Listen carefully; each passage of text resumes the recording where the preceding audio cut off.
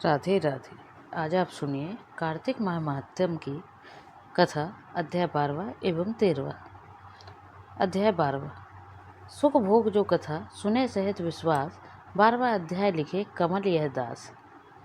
नारद जी ने कहा, तब इंद्रादि देवता वहां से भय कंपित होकर भागते भागते वैकुंठ में विष्णु जी के पास पहुँचे।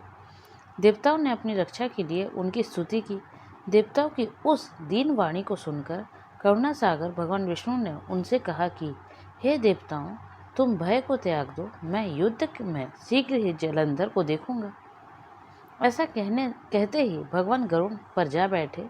तब समुद्र तनया लक्ष्मी जी ने कहा कि हे नाथ, यदि मैं सर्वदा आपकी प्रिया और भक्ता हूँ तो मेरा भाई आप द्वारा युद्ध में नहीं मारा जाना चाहिए। इस पर विष्णु जी ने कहा, अच्छा, यदि तुम्हारी ऐसी ही प्रीति है तो मैं उसे अपने हाथों से नहीं मारूंगा, परंतु युद्ध में अवश्य जाऊंगा, क्योंकि देवताओं ने मेरी बड़ी स्तुति की है। ऐसा कह भगवान विष्णु युद्ध के उस स्थान में जा पहुँचे जहाँ जलंधर विद्वान था। जलंधर और विष्णु का घोर युद्ध हुआ।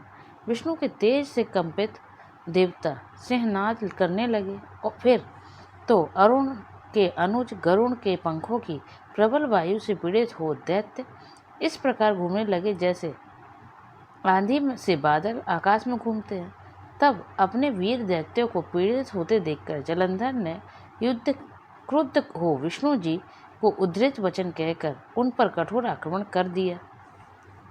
अब इसके आगे सुनिए अध्याय 13वां।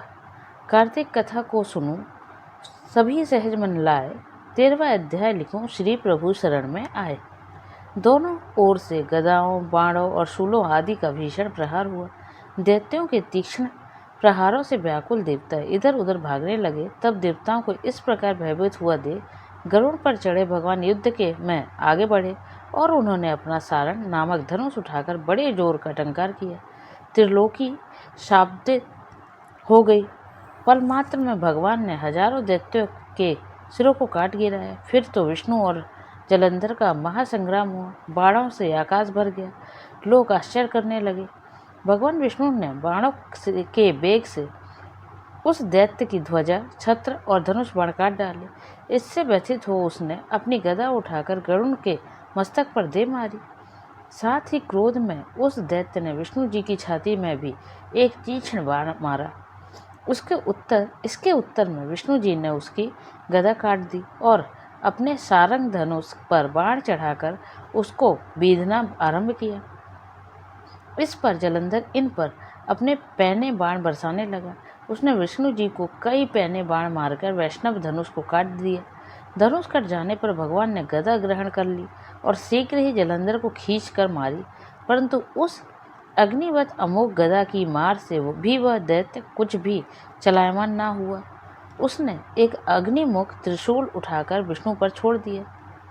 विष्णु जी ने शिव के चरणों का स्मरण कर नंदन नामक त्रिशूल से उसके त्रिशूल को छेद दिया।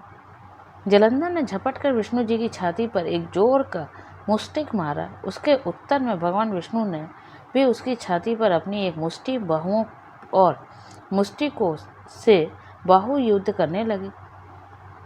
कितनी ही देर तक भगवान उसके साथ युद्ध करते रहे। तब सर्वश्रेष्ठ मायावी भगवान उस दैत्य राज्य से मेघवाणी से बोले, हे रण दुर्मुद दैत्य श्रेष्ठ, तू धन्य है जो इस महायुद्ध में इन बड़े बड़े आयुधों से भी भयभीत ना हुआ।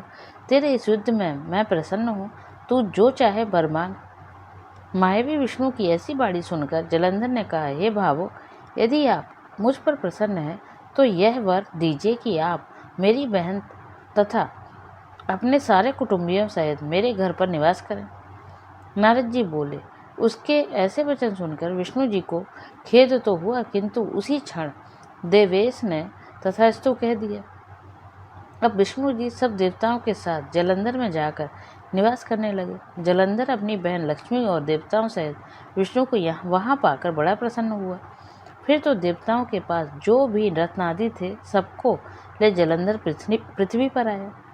निशुम को पाताल में स्थापित कर दिया और देव, दानव, दक्ष, यक्ष, गंधर्व, सिद्ध, सर्प, राक्षस, मनुष्य आदि सबको अपना वंशवर्ती बना त्रिभुवन पर शासन करने लगा। उसने धर्मानुसार सुपुत्रों के समान प्रजा का पालन किया। उसके धर्मराज में सभी सुखी थे।